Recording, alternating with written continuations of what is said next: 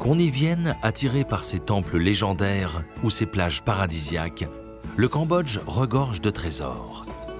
Et pour en percer les mystères, il ne faut pas hésiter à prendre les chemins de traverse.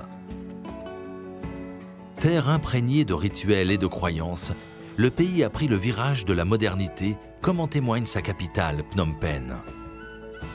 Mais loin de la frénésie des villes, les habitants ont réussi à préserver leur patrimoine naturel et artistique d'une grande richesse, leur savoir-faire et des pratiques culturelles ancestrales.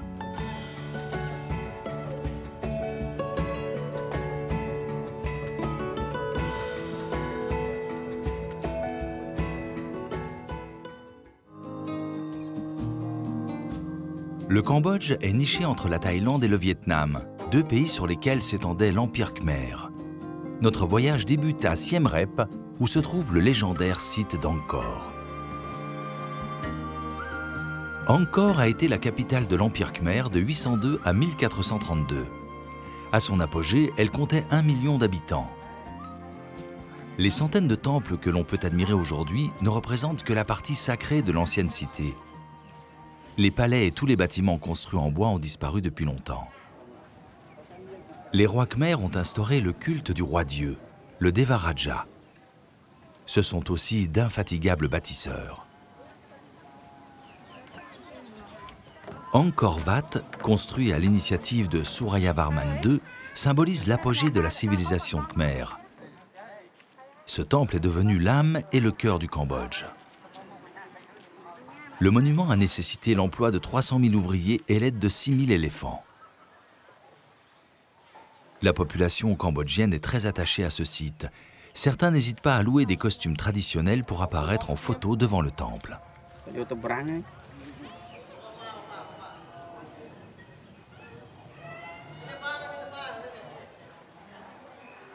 La dernière enceinte avant d'accéder au cœur du temple est recouverte de bas-reliefs longs de 800 mètres.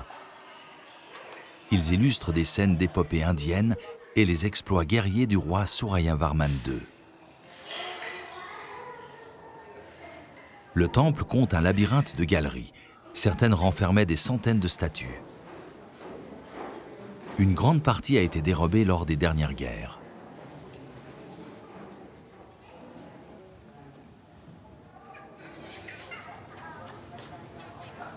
À l'instar des autres temples montagnes de la province, Angkor Wat est une réplique miniature du cosmos. La tour centrale représente le mont Meru, axe du monde et lieu de résidence des dieux. Les continents sont figurés par les cours inférieures et les océans par des douves. Les marches abruptes symbolisent l'effort demandé pour accéder aux divinités.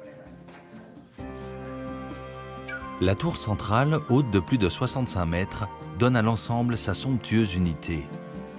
Grès et latérite ont bien résisté à ces nombreux siècles arrosés par de puissantes moussons.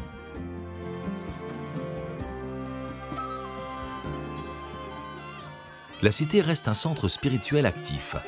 À l'arrière du temple, près de la façade est, un stupa renferme la sépulture d'un sage. Tout un village dont il est originaire est venu lui rendre hommage. Brûler de l'encens permet aux fidèles d'établir un lien entre la terre et le ciel. Ce rituel religieux est pratiqué aussi bien chez soi sur l'autel des ancêtres que dans les temples et pagodes. Le parfum qui s'en dégage est destiné à attirer l'attention de la divinité ou de l'esprit et de lui transmettre ses prières. Les soirs de pleine lune, bougies et prières animent tous les temples de Siem Reap.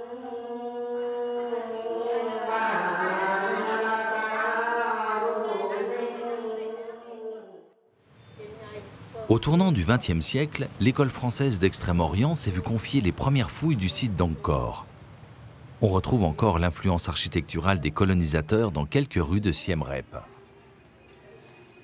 En retrait du centre, l'artiste Lim Mui Tim a créé un espace immense entièrement dédié à l'art khmer. Après des études d'art en France en 1994, il rentre au Cambodge et parcourt son pays.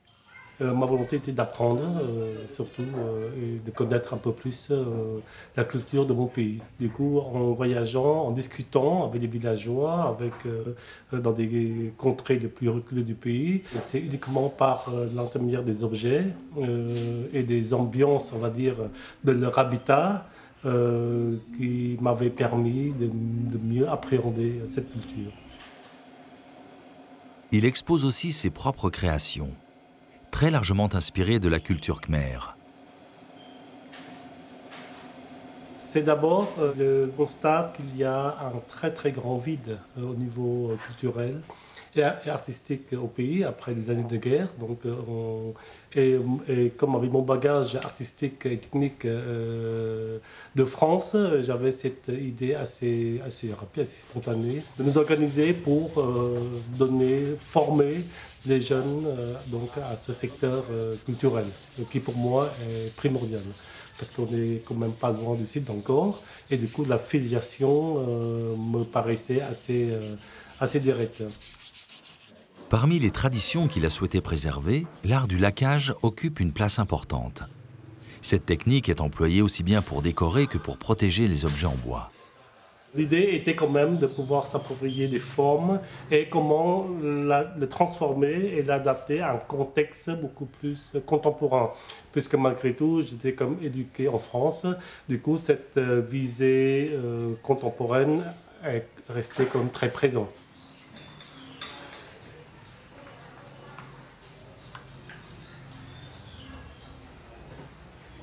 C'était aussi comprendre, sentir, comprendre, m'approprier pour ensuite trouver des voies de création possibles dans cette Cambodge qui est très meurtrie par la guerre.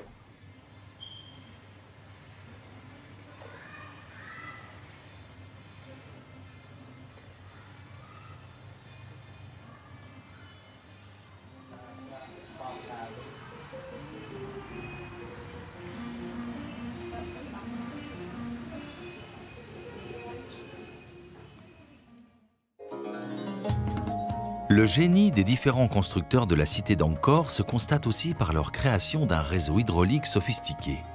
Ici, l'eau est omniprésente. Aujourd'hui, plusieurs douves se retrouvent congestionnées par des plantes envahissantes qu'il faut régulièrement arracher et évacuer. Dans le même temps, on essaie de les remplacer à plusieurs endroits par des fleurs de lotus, offrandes particulièrement prisées pendant les cérémonies religieuses.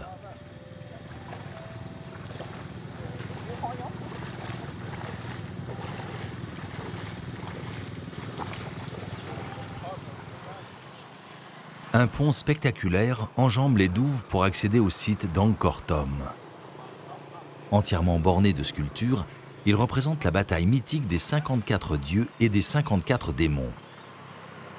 On distingue aisément de quel côté se situe le bien et le mal.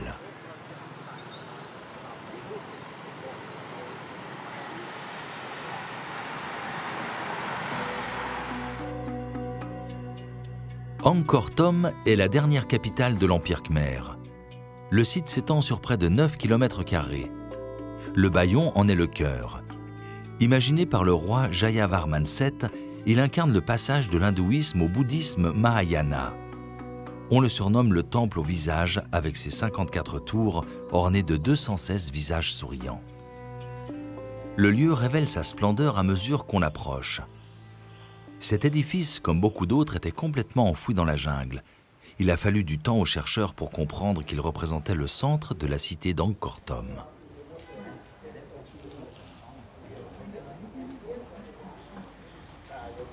De magnifiques sculptures couvrent les murs des premiers et deuxièmes niveaux. Elles décrivent des scènes de la vie quotidienne du XIIe siècle ainsi que de grandes batailles.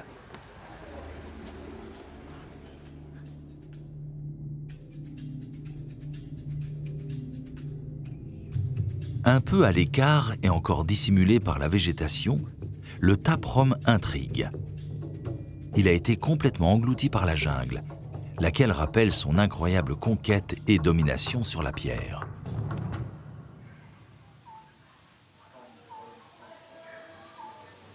Avec une patience infinie, il a fallu désincarcérer les temples et les libérer de l'emprise d'arbres centenaires. Toutefois, certains ont été préservés, garants de l'actuelle stabilité des édifices et partie intégrante de ces étonnants vestiges. Actuellement, plusieurs équipes d'archéologues effectuent des rénovations pour mettre en valeur les différentes tours et cours qui composent cet ensemble. Il n'est pas étonnant qu'un tel lieu ait servi de décor à plusieurs grands films d'aventure.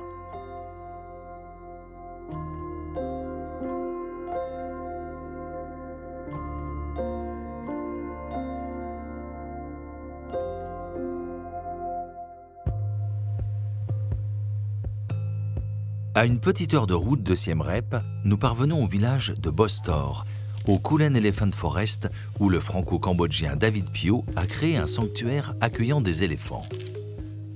Autrefois exploités au service du tourisme, ils vivent à présent en liberté dans un immense espace vierge protégé. Ici, nous avons 11 éléphants et 445 hectares de forêt protégée, où ils vivent librement. Et ils sont libres d'avoir des comportements sociaux et naturels comme il se faut. Un éléphant mange en moyenne 200 à 300 kg de végétaux par jour. Il est donc assez dévastateur pour la nature. Malgré les 445 hectares du parc, la gestion de l'espace doit être soigneusement planifiée.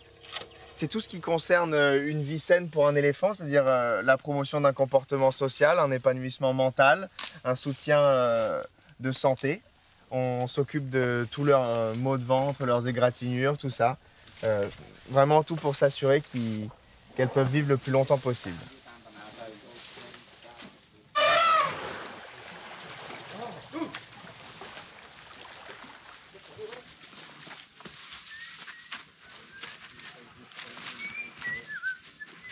Au Cambodge, il reste une population d'éléphants sauvages entre 3 et 600 individus qui habitent dans les provinces frontalières avec la Thaïlande, le Vietnam et le Laos. La déforestation importante que connaît actuellement le pays ne va pas arranger les choses. L'un des moments favoris des pachydermes se déroule probablement durant la séance d'arrosage individuel, où ils peuvent boire les quelques 60 litres d'eau dont ils ont besoin chaque jour.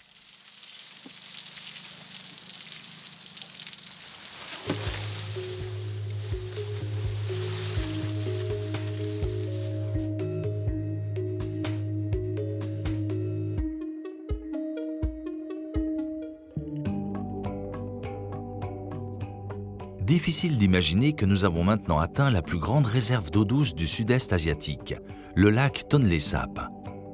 Ce système hydraulique qui combine rivière et lac connaît d'importantes variations de niveau selon la saison.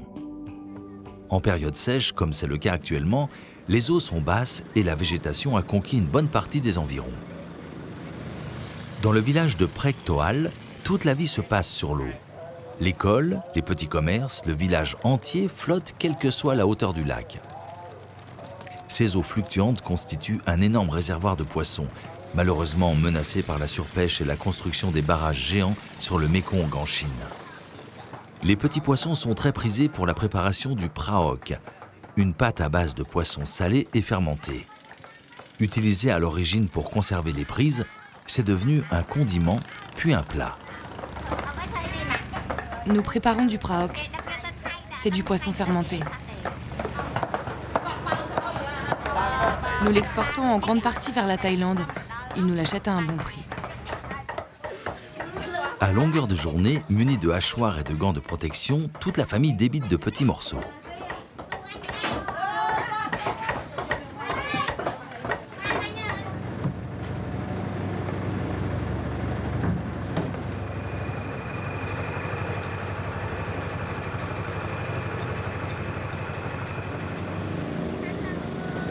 Les épiceries ambulantes se déplacent à la demande de leurs clients réguliers ou de ceux qui les interpellent. On cuisine ensemble à même le quai de la maison. L'épicière fournit des épices manquant à la pâte de poisson pimentée que prépare la mère de famille pour son déjeuner. Le tout dans le vacarme incessant des bateaux qui circulent. La vie lacustre est rigoureuse. Bientôt, la mousson débutera et le niveau du lac montera de plusieurs mètres, recouvrant toute la végétation avec un courant plus puissant. Les jacinthes d'eau sont l'une des plantes invasives du lac qui pourrissent par le fond. Pourtant, une fois séchées, on est parvenu à leur trouver une utilité. Une façon aussi de compenser la baisse de la ressource en poissons. Je m'appelle Onsre Poivre. J'ai 42 ans. J'ai 3 enfants. À côté de la pêche, j'ai été obligée de trouver de nouveaux métiers. Je cueille des jacinthes d'eau, j'élève des poissons et je cultive quelques petites variétés de légumes. Les tiges des jacinthes sont livrées à une ONG toute proche qui va les valoriser. Les ouvrières sont en train de terminer la commande d'un grand tapis destiné à un hôtel de Siem Reap.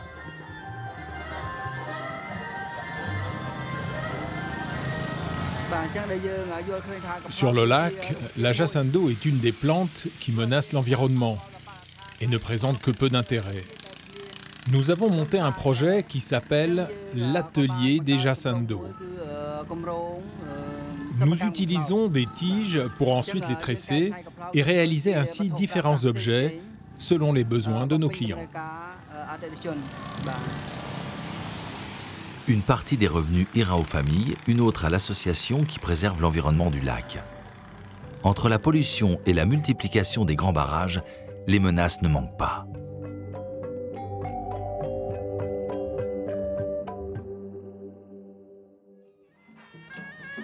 À la sortie du lac, dans le village de Totea, on pratique un art martial remontant au IIIe siècle et qui a failli disparaître, le bokator.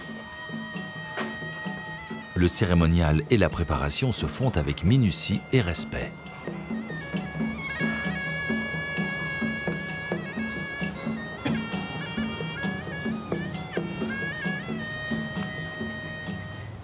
Le bokator avait disparu depuis longtemps.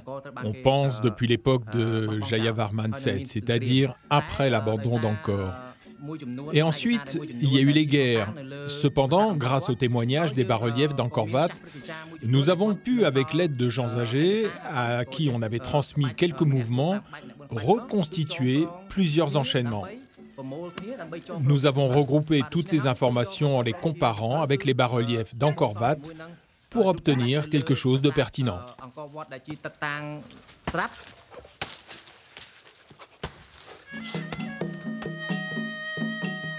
Après un petit échauffement sur les sacs, les deux entraîneurs du club simulent des attaques, qui, si elles étaient exécutées en mode réel, pourraient être très violentes.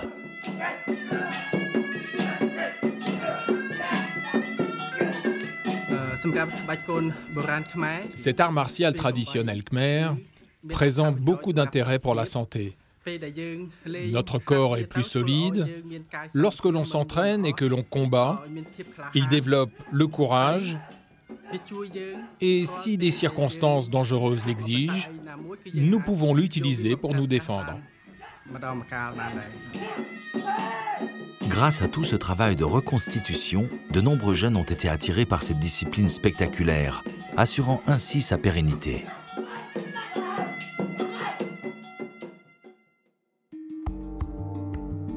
Nous poursuivons notre route vers l'est, près d'Anchi, pour nous rendre sur les rives du Mékong. Le pont de Kampong Dae est un nouvel exemple de la grandeur architecturale de la civilisation khmère. Daté du XIIe siècle, il ne montre aucun signe de faiblesse. Vivre aussi proche du fleuve demande quelques contreparties. Toutes les maisons sont sur pilotis, car en saison humide, une bonne partie de ces terrains sont sous l'eau. En attendant la crue, on profite de la fin de journée au soleil, en rentrant le bétail ou en épluchant des légumes.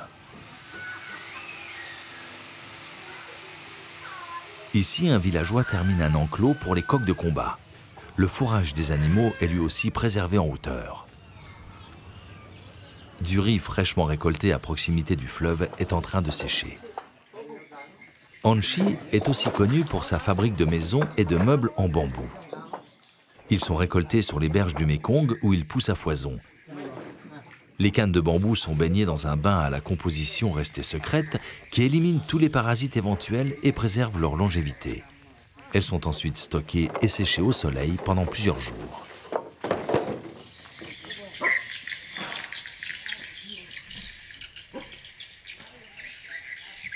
À quelques centaines de mètres de là, ce restaurant d'un hôtel fait partie de leurs réalisations les plus spectaculaires.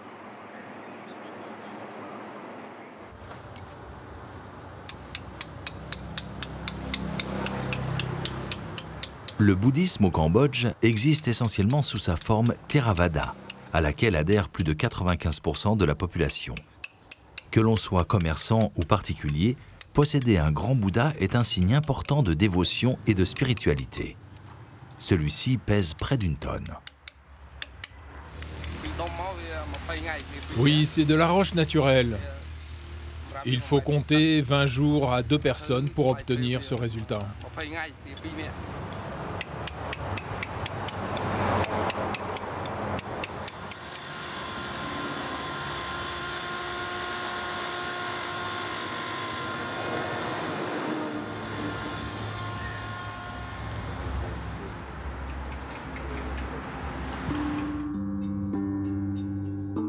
Anchi abrite aussi un magnifique sanctuaire d'origine hindouiste qui surplombe le fleuve et s'étale sur plusieurs hectares. Le site a été un lieu de culte important à l'époque pré-angkorienne. Cette tour datant du 7e siècle est l'un des rares monuments épargnés par les bombardements pendant la guerre du Vietnam. Il accueille aujourd'hui une communauté de moines bouddhistes et une centaine d'élèves novices qui étudient les matières générales, mais aussi le pali, une langue ancienne, et la théologie.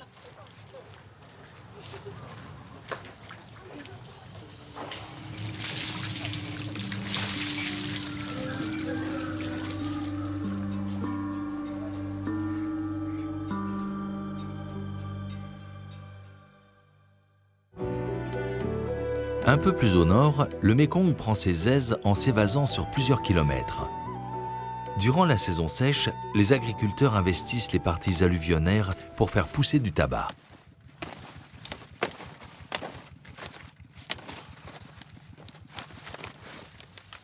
Shinchorn a embauché ses voisins pour l'aider à récolter ses champs. Ils en ont pour 2 semaines environ. Il fait pousser un tabac brun, le Tim Kamay, très prisé par les Cambodgiens et les pays voisins.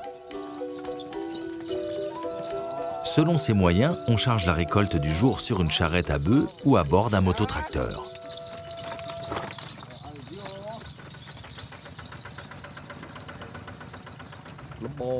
Nous lançons la culture du tabac sur l'île à partir du mois d'octobre. Nous labourons la terre et en novembre, nous amenons les jeunes pousses pour les planter. 3 mois plus tard, la récolte commence et quand elle touchera à sa fin, les premières pluies de la mousson vont commencer.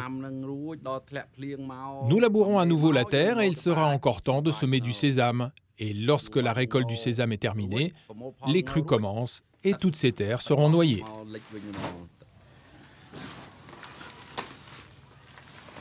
Shin a eu l'autorisation du sanctuaire pour faire sécher sa récolte à l'abri sous un temple.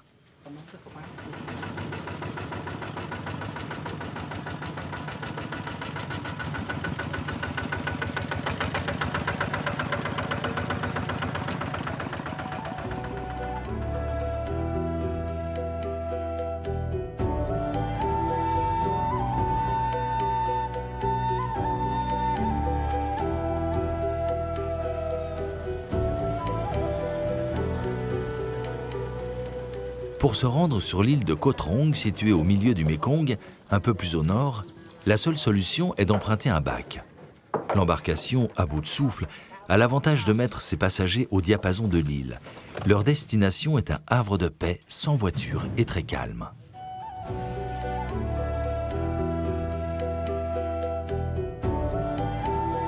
Seule une petite route cimentée de 9 km fait quasiment le tour de cet îlot. Les petites maisons coquettes sont entourées de champs de riz et de bananeraies. Koh Trong est réputé pour produire les meilleurs pommelots de tout le pays. Sovani possède une petite plantation. Ses pamplemousses hors normes lui procurent un complément de revenus. La peau de ces fruits est bien plus épaisse que ceux que nous connaissons en Europe. Le pamplemousse de notre île Koh Trong est très recherché. Il possède une structure moelleuse, un goût sucré, et lorsqu'il est bien mûr, il est aussi bien juteux.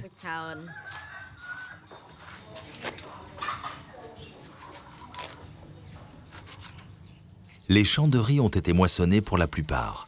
Ce sont les bananiers qui occupent les habitants de l'île, sans oublier les légumes qui poussent facilement toute l'année.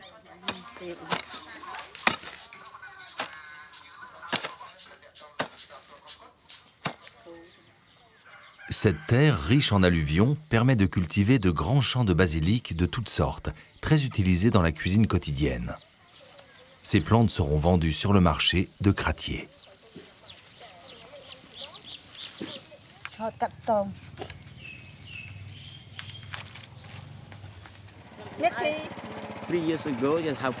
Il y a 3 ans, nous avons connu une crue importante sur l'île. On s'est retrouvé avec 3 mètres d'eau par rapport au niveau normal. Et lorsqu'il y a ce genre de crue, on ne peut plus circuler en vélo ou en moto sur l'île. On ne peut le faire qu'en bateau.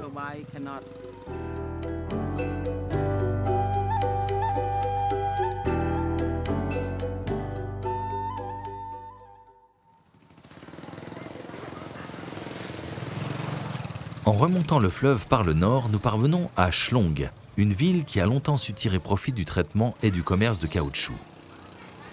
Après l'indépendance, la ville est un peu tombée dans l'oubli, même si le commerce du bois y est toujours actif. Ces petits marchés sont très vivants. Ici, on ne vend pas seulement les produits, on les prépare pour la cuisine. Les marchandes épluchent et débitent des légumes pour rendre la cuisson plus facile ou pour confectionner une sauce.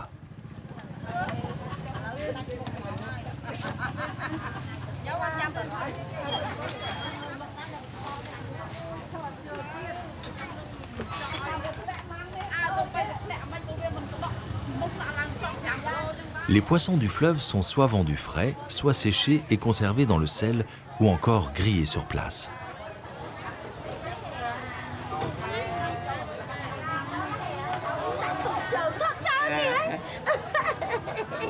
Pour les connaisseurs, ces larves grillées sont un délice.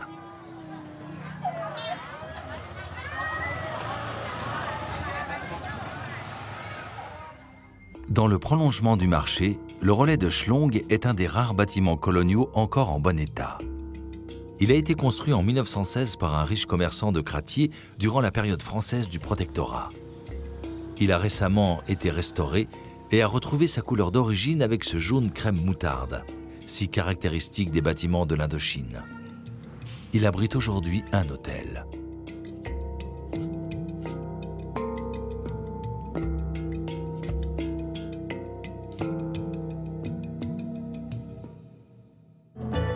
Sur la route qui nous mène à Phnom Penh, la capitale du pays, nous faisons une halte dans les faubourgs de Kampong Cham où se déroule un mariage, un événement particulièrement important dans la vie sociale du pays.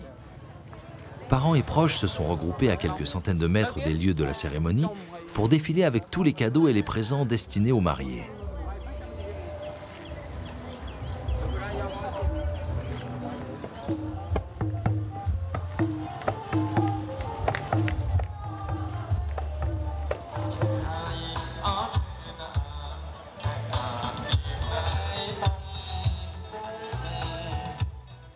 Le photographe fait souvent office de maître de cérémonie. Il n'hésite pas à intervenir dans l'organisation pour obtenir les meilleurs clichés.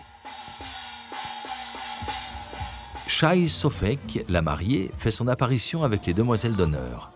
Elles viennent d'achever une longue séance de maquillage et de coiffure.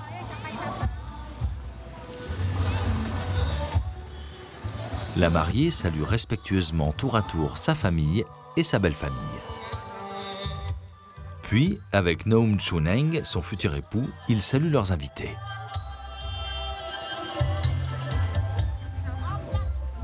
La cérémonie coûte une petite fortune, près de 3 500 €, que la famille en général arrivera à amortir avec les dons en espèces des invités.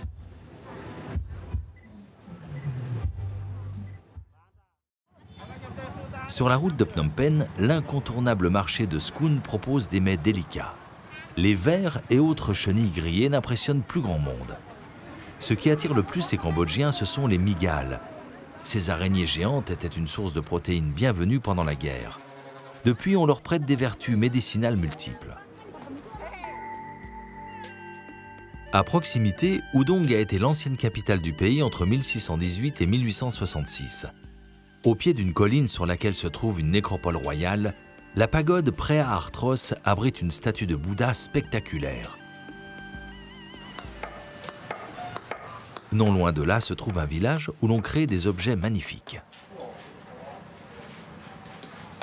Shumbpa et sa famille ont développé une technique particulière pour décorer des objets comme des boîtes à bijoux ou des figurines d'éléphants. Après avoir travaillé leur forme au marteau, ils les recouvrent d'une fine couche d'argent. Ce savoir-faire qui s'apparente à la dinanderie est très recherché. Tous ces objets, lorsque nous les mettons à la maison ou dans d'autres endroits, ils nous apportent le bonheur et la prospérité.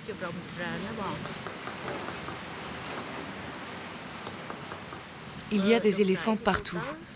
Sur les temples d'Angkor à Siem Reap, lorsque nous voyons des éléphants, ils symbolisent alors le bonheur dans nos maisons. Il nous faut la présence d'un éléphant. Il représente aussi notre pays khmer.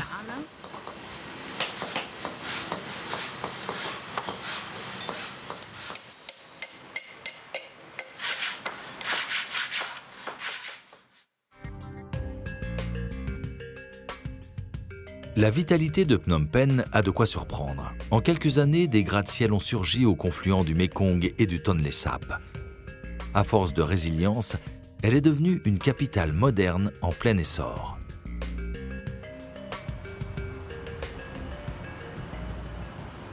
Avec un peu plus de 2 millions d'habitants, la ville s'est étendue le long du fleuve. Selon la légende, une vieille dame du nom de Pen aurait trouvé 4 représentations de Bouddha sur les berges du Mekong. Elle les installa sur une colline voisine et la ville s'éleva tout autour. Aujourd'hui, un temple occupe le sommet de la colline et Madame Pen a le droit à sa statue devant laquelle il convient de s'incliner. Le palais royal, résidence de l'actuel roi Sihamoni, dominait autrefois la ligne d'horizon de la capitale. Actuellement en grande partie en travaux de rénovation, il reste un marqueur important de la ville. À proximité, le ballet royal est en pleine répétition sous la houlette du prince Tesso Sisowat.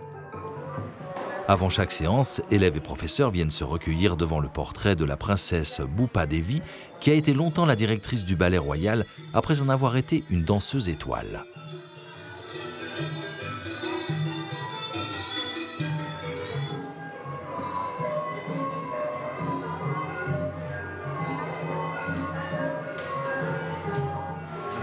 L'entraînement commence très jeune. Les artistes commencent à l'âge de 6 ans par des exercices d'assouplissement. Parce que comme vous avez vu, il y a besoin que les gens soient très souples. C'est une base très importante de notre danse. Il faut que le corps soit au maximum tendu, les bras jusqu'au bout des doigts et tout le corps de la tête jusqu'aux pieds.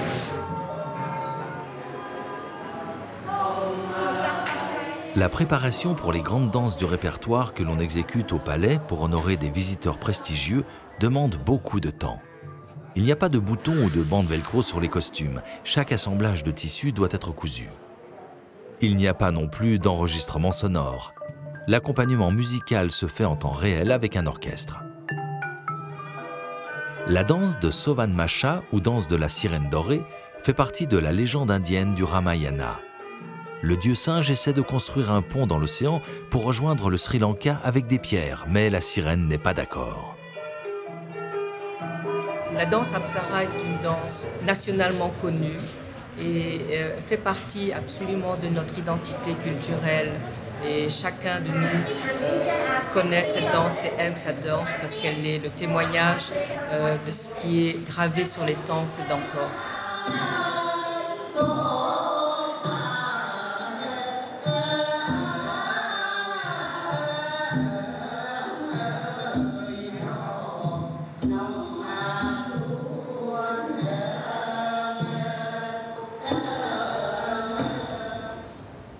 À quelques pas du palais royal, le Wat Unalom est l'un des principaux centres religieux du Cambodge. Il est aussi le siège de l'ordre bouddhiste Maha Nikaya. Les principaux bâtiments ont été restaurés après avoir été détruits par les Khmers rouges en 1975. Quelques bâtiments de l'époque coloniale ont encore fière allure. comme le bureau de l'UNESCO ou la Poste.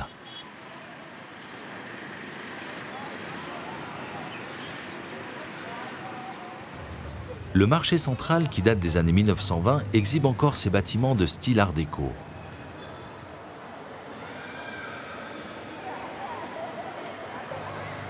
L'aile consacrée à l'alimentation est la plus animée.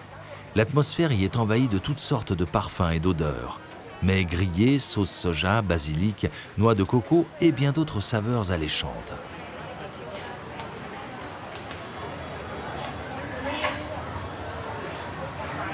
Habitués et visiteurs occasionnels partagent volontiers un coin de table pour avaler rapidement une soupe relevée ou déguster des brochettes de calamar grillées.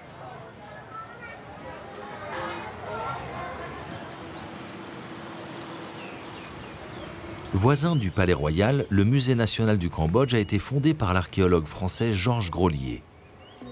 Inauguré en 1920, il propose la plus belle collection d'art khmer sur près d'1 millier d'années. Cette œuvre pré-angkorienne présente une similitude troublante avec les statues des pharaons égyptiens.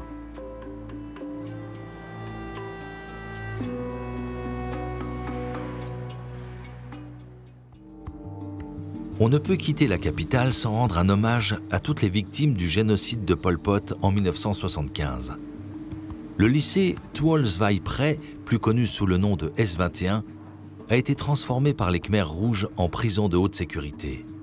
Il constitue un témoignage bouleversant des atrocités commises entre 1975 et 1978. Une stèle perpétue le souvenir de ce génocide.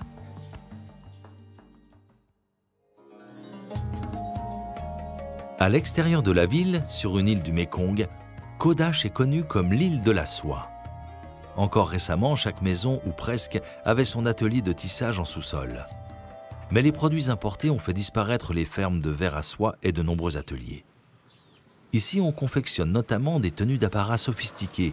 Selon les motifs qui les composent, les prix de l'étoffe peuvent dépasser les 100 € l'unité.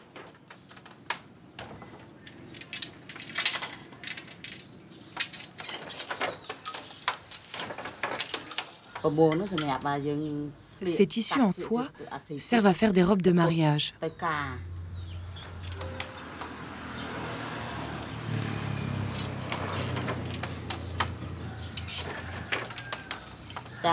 Il y a une demande importante pour cette soie. Les gens investissent beaucoup dans les mariages.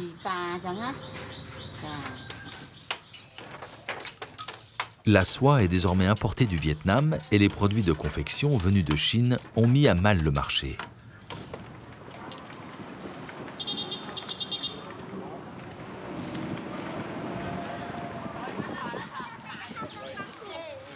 L'île produit une autre spécialité assez originale.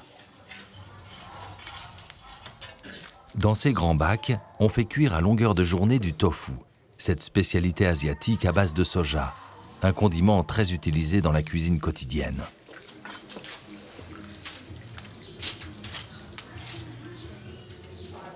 Le principe est simple.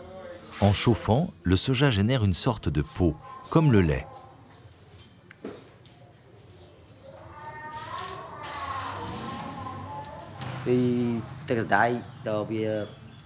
Le lait de soja, en chauffant, crée une peau.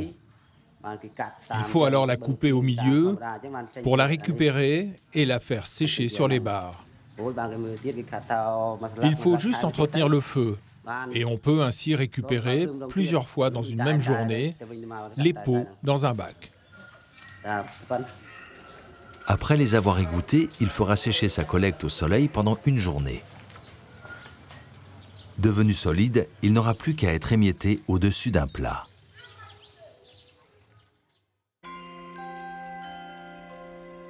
Le sud du pays, à la frontière du Vietnam, présente des paysages inattendus. À Angkol, à côté de Kep, les marais salants sont encore en activité. L'arrivée de la saison sèche annonce le début des récoltes. En s'évaporant, l'eau de mer libère ses précieux cristaux de sel. Cao Vo-un travaille en famille. Cela fait près de 30 ans qu'il ramasse du sel.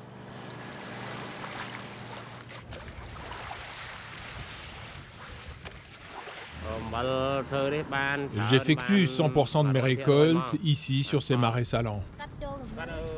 En général, on commence la récolte en janvier et elle peut se prolonger jusqu'en mai.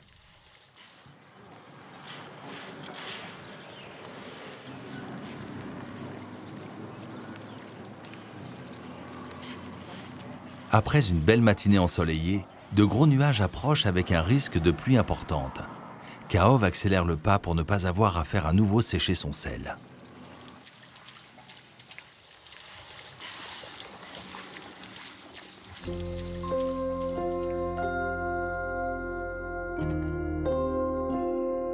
Avant d'être emballé et vendu, le sel est nettoyé et enrichi en iode.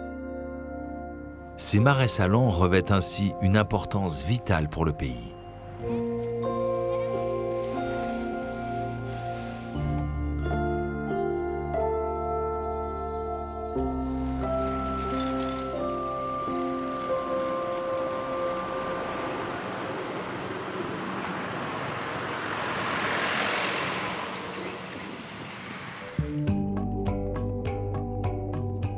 Kep était jusque dans les années 60 une station balnéaire huppée avant que les Khmers rouges ne la détruisent en 1975.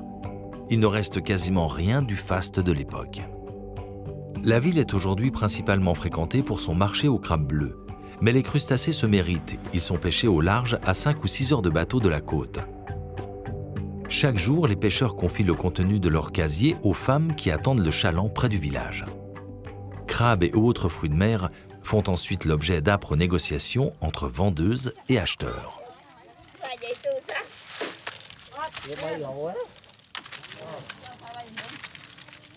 Sur les hauteurs de Kep, dans une belle propriété récemment restaurée, Léap, la cuisinière, est réputée pour ses recettes à base de crabes. Aujourd'hui, je vais vous présenter un plat qui est une spécialité de ma région, ici à Kep. Il s'agit du crabe au poivre vert, un crabe aux teintes bleues.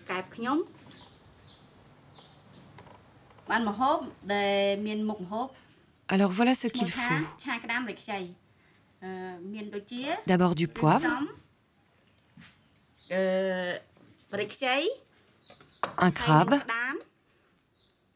de l'ail, oignon, poivre noir, de l'huile, de la sauce poisson, sel et sucre.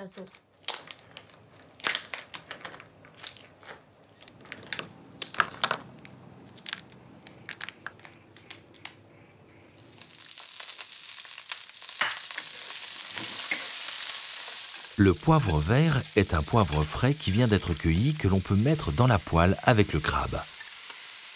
Il apporte une note très aromatique au plat sans pour autant être trop relevé.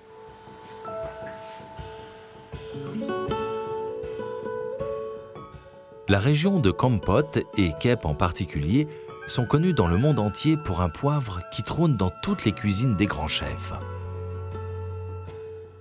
Nous sommes chez Robert Caron qui, depuis 4 ans, a repris une exploitation de poivre bio. Les grappes sont presque mûres, bientôt prêtes pour être cueillies.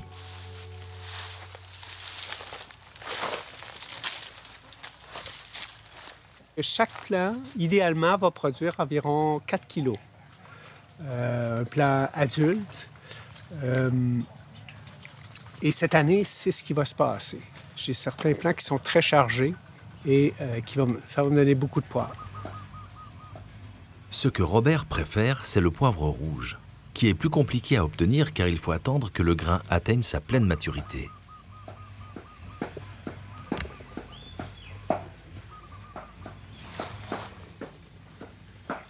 Le plus rare, et honnêtement, c'est celui que je préfère parce qu'il est moins fort, il est un peu plus fruité.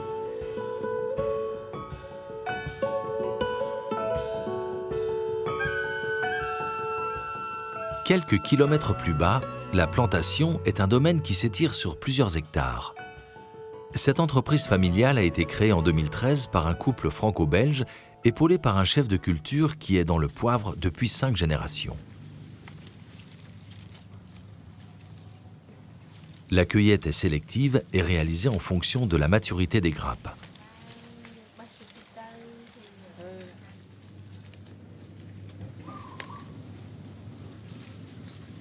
Récolté vert, le poivre frais est difficile à conserver et à faire voyager malgré toutes les qualités aromatiques qu'il présente. Les grappes de poivre sont rapidement égrenées, puis les grains sont sélectionnés, lavés et échaudés. Ils vont ensuite être étalés et séchés au soleil pendant 2 à 3 jours.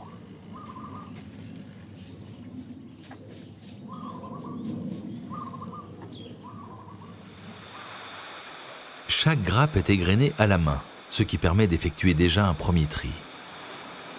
Les spécialistes estiment que le poivre de Campote se distingue des autres poivres parce qu'il ne va pas brûler sur la langue. En revanche, il tient très longtemps, un peu comme le vin. Il a une longue tenue en bouche.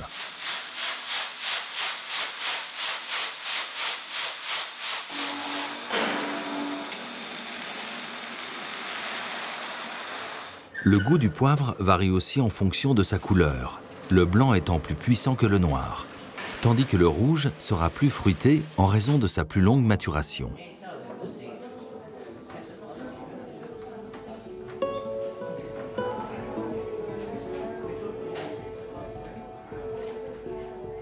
Un terroir et un savoir-faire très ancien sont les secrets du succès du poivre de Campote.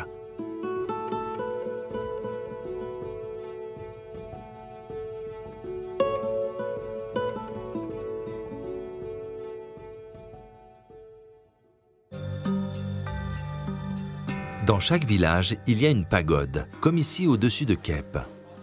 Plus elle est belle et richement décorée, plus elle indique que les villageois sont de fervents pratiquants. Elle joue aussi un rôle social important, en accueillant des jeunes dont les parents n'ont pas les moyens de les envoyer à l'école. En général, dans la pagode Satadama Vihara, que l'on appelle aussi Phnom Penh, il y a non seulement des moines, mais aussi des enfants du village qui font leurs études pour avoir une bonne éducation. Au-delà des matières générales ou de celles liées au bouddhisme, des bénévoles de la région viennent aussi leur donner des cours d'anglais.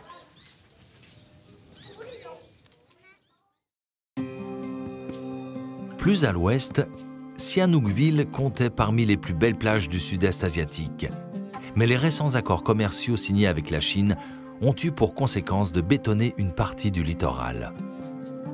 Il faut s'échapper à 1 heure de bateau sur l'île de Koh Rong pour retrouver la magie de ces plages magnifiques.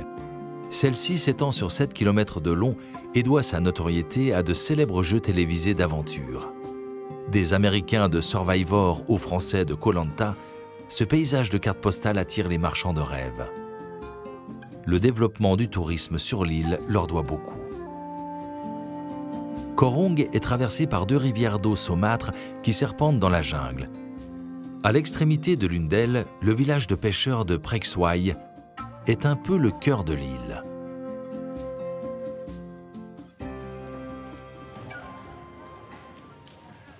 Au petit matin, tout est calme.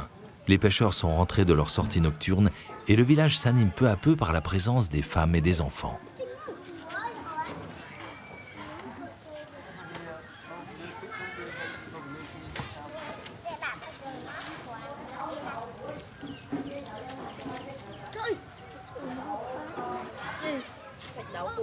De la noix de coco, on en tire à la fois des fibres pour tresser des cordes, mais on utilise aussi la pulpe que l'on retrouve dans de nombreuses recettes culinaires du sud du pays.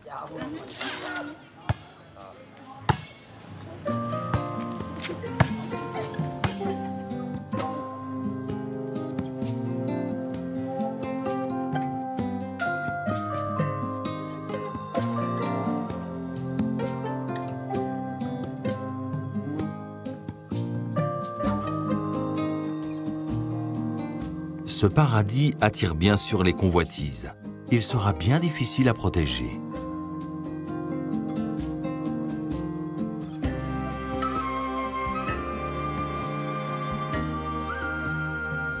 Mais aujourd'hui encore, l'île de Koh Rong représente un lieu de repos de toute beauté, préservé du tumulte des villes. Une destination de choix dans notre visite du Cambodge et un lieu de vie inspiré.